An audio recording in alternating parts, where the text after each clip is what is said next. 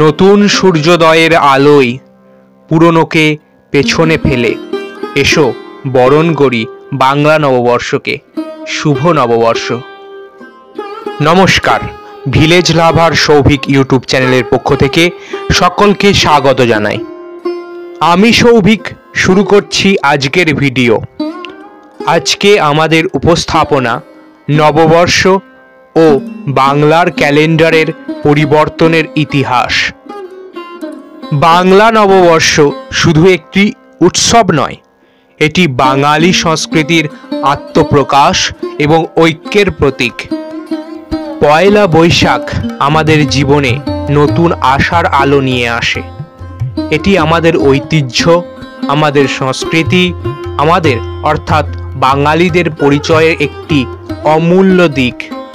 নতুন বছর, নতুন সূচনা এবং নতুন ভালোবাসা নিয়ে আমরা সবাই এই দিনটিকে পালন করি, যেন আমাদের জীবন হয় আরও সুখী, সমৃদ্ধ এবং আনন্দময়। এবার আসি বাংলার ক্যালেন্ডারের ইতিহাসে নববর্ষ। বাংলাদেশ ও ভারতের পশ্চিমবঙ্গের বাঙালি জাতির জন্য বাংলা ক্যালেন্ডার একটি গুরুত্বপূর্ণ সাংস্কৃতিক ও ঐতিহ্যগত বিষয়। এটি শুধু একটি ক্যালেন্ডার সিস্টেম নয়, বরং বাঙালি জীবনের নানা আচার অনুষ্ঠান, উৎসব, কৃষিভিত্তিক জীবনযাত্রা এবং জাতীয় ঐতিহ্যের প্রতীক। বাংলা ক্যালেন্ডারের নববর্ষের ইতিহাস এক দীর্ঘ পথ চলার মাধ্যমে এসেছে, যা বিভিন্ন সভ্যতা, শাসন ব্যবস্থা এবং সামাজিক সাংস্কৃতিক পরিবর্তনের মধ্যে দিয়ে গিয়েছে। এর মধ্যে রয়েছে সূর্য ক্যালেন্ডার, চন্দ্র ক্যালেন্ডার, মুঘল শাসনকালের সংস্করণ এবং আধুনিক বাংলা পঞ্জিকা। বাংলা সালের সূচনা বা বঙ্গাব্দের উৎপত্তি নিয়ে নানা মত রয়েছে। অনেক ইতিহাসবিদ মনে করেন বাংলা সনের ভিত্তিপ্রস্তর স্থাপন করেন প্রাচীন বাংলার প্রথম স্বাধীন রাজা শশাঙ্ক।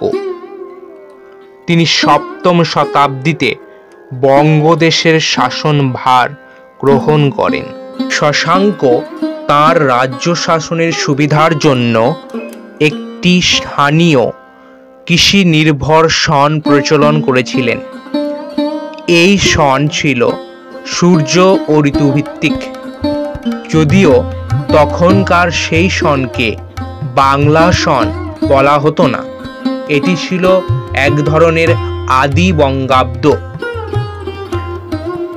বাংলা ক্যালেন্ডারের সবচেয়ে বড় পরিবর্তন ঘটে মুঘল সম্রাট আকবরের শাসনকালে।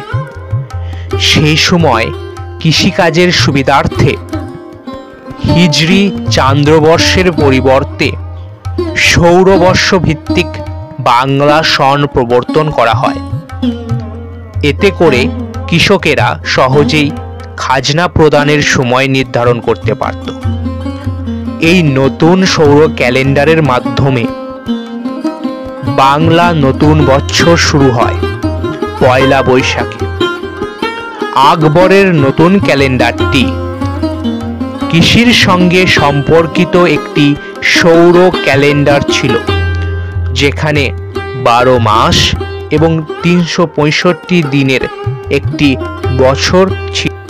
আবার ইংরেজ শাসনকালে বাংলার ক্যালেন্ডারের ব্যবস্থায় আরও কিছু পরিবর্তন আনা হয়। ইংরেজদের আগমনের পর গ্রেগরিয়ান ক্যালেন্ডার এবং ইংরেজি বছরের সঙ্গে সঙ্গতি রেখে বাংলা ক্যালেন্ডার ব্যবহৃত হতে শুরু করে।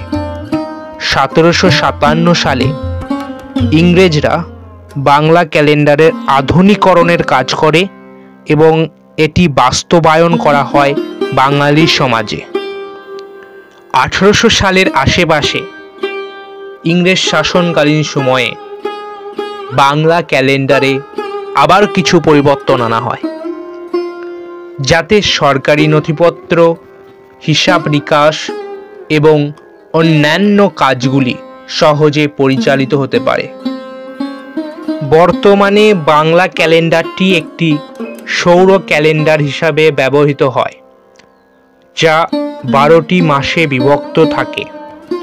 এর মধ্যে পয়লা বৈশাখ বাংলা নববর্ষ হিসাবে উদযাপিত হয়, যা পুরো বাংলায় বিশেষভাবে আনন্দের সঙ্গে পালিত হয়।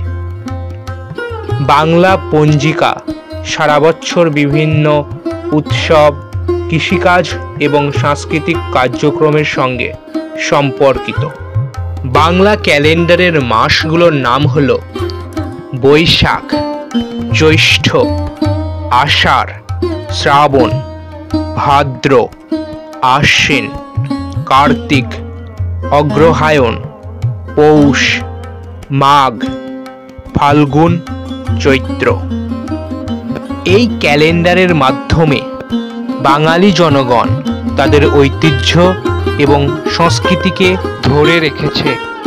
বাংলা পঞ্জিকা অনুসারে প্রতি বছরের শুরু পয়লা বৈশাখে নতুন বছরের শুভ সূচনা হয়। এই দিনটি আনন্দ, উৎসব এবং নতুন আশা নিয়ে আসে। এই পয়লা বৈশাখকে কেন্দ্র করেই বিভিন্ন মেলা, সাংস্কৃতিক অনুষ্ঠান, মন্দিরে পুজো দেওয়া, খাবারের উৎসব। বাঙালির ঐতিহ্যবাহী খাদ্য যেমন লুচি, ছোলার ডাল, সন্দেশ, রসগোল্লা এই দিনে এক ভিন্ন মাত্রা পায়। আর তার সঙ্গেই রয়েছে নতুন পোশাক পরিধানের রীতি। এই দিনে ব্যবসায়ীরা হাল খাতা উদযাপন করে, যা পুরনো হিসেবের খাতা বন্ধ করে নতুন হিসেব শুরু করার রীতি। দোকানে দোকানে হয় পুজো, খাতায় শুভ লেখা হয়, শুভ নববর্ষ। মানুষ মিষ্টি মুখ করে, বন্ধু আত্মীয়দের সঙ্গে শুভেচ্ছা বিনিময় করে। বাংলা ক্যালেন্ডারের পরিবর্তনের ইতিহাস বাঙালি জাতির সাংস্কৃতিক, ঐতিহ্যগত এবং কৃষিভিত্তিক জীবনযাত্রার অবিচ্ছেদ্য অংশ।